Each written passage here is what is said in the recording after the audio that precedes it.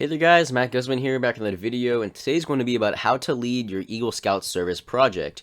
Now, I've mentioned before on this channel about my service project, I just haven't actually stated what it is, so I'll reveal what I plan my service project to be about and how you can lead your own service project. So, on my way to Eagle, I'm 74% of the way there, and to get the Eagle Scout award, or to get the Eagle Scout rank, you need 6 months as a Life Scout, 21 merit badges in total, with at least 21, sorry, with 13 of them being Eagle required, and 6 months as a leadership role, and the Eagle Scout Service Project, which is mostly what some Life Scouts tend to fail on because of the extensive work. But what is the Service Project? Well, it's actually been renamed to the Eagle Scout Leadership Service Project, but that's way too long to say. But basically, it is an opportunity to determine and demonstrate leadership among a scout. It's to perform a project for the benefit of your community, and it requires leadership skills and significant effort to complete, meaning that scouts must plan, develop, and lead their full project.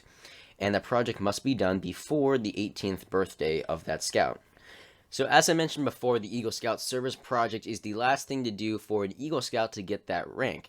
After completing all the other requirements, through here, number 5 says, while a Life Scout plan, develop, and give leadership to others in a service project helpful to any religious institution, any school, or any community, or your community, the project must benefit an organization other than the Boy Scouts of America.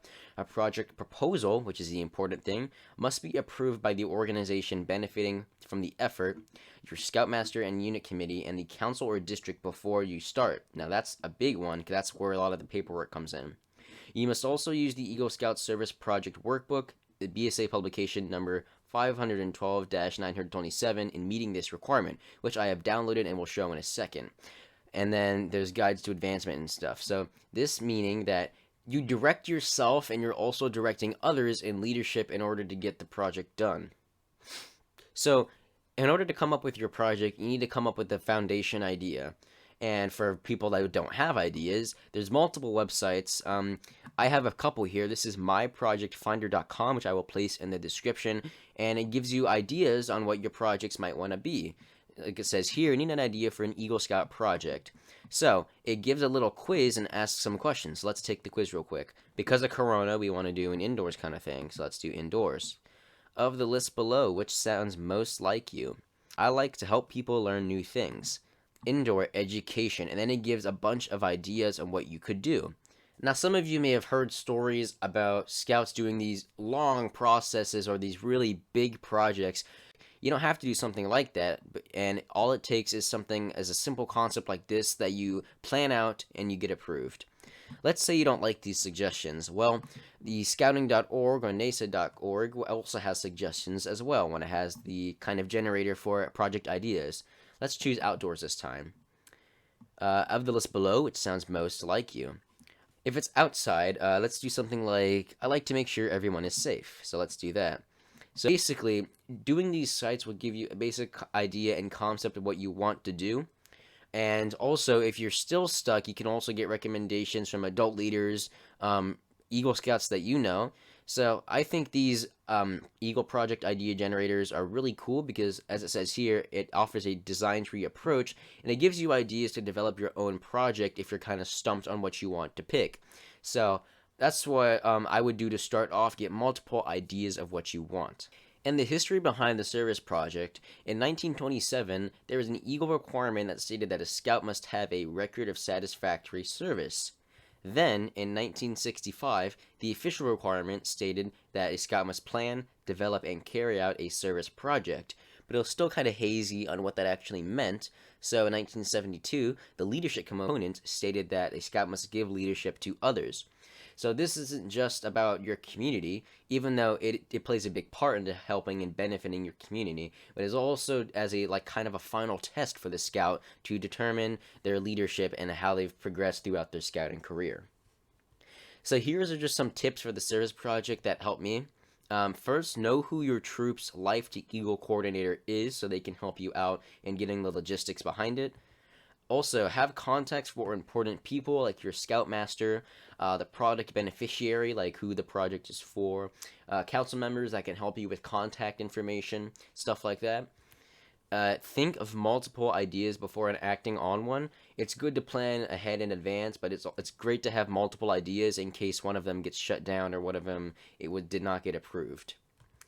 And keep in mind costs and fundraising, because those play a big part in what you're kind of constrained to do.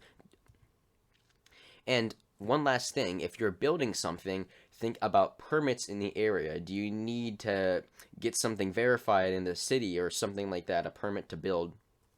So this is also this planning guide that I found. It is an unofficial planning guide, but I will link this in the description. It's very long. I'm not going to read the entire thing, but I'm going to highlight the processes that are involved in the Eagle Scout project. So for the planning guide, it says if you're beginning the planning for Eagle Scout Leadership Service project, this guide is for you.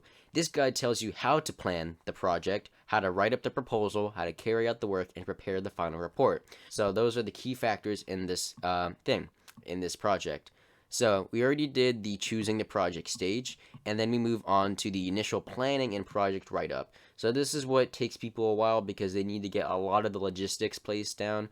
Like, there's so many different fields, and I will show what the actual application looks like in a second. So you have the initial planning and project write-up, and then you have, well, this is a lot, the initial project approval, where you send it off to either the committee or the district, and they have to approve what you're doing.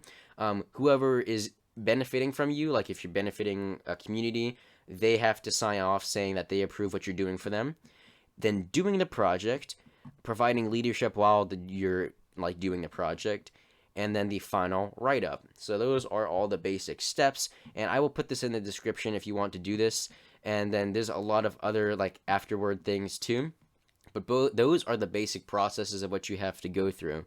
Also, there's a lot of controversial opinions on what to do if there's power tools involved. A lot of adults will just tell you no one can under 18 handle power tools, which isn't entirely true. This comes from the Health and Safety Guide for Scouting, and it says age guidelines for tools use in work at elevations or excavations, meaning that these are the official BSA guidelines if you're trying to work with tools. Look at this. So we have electric screwdriver. That's one of the basic electric tools that people can think of.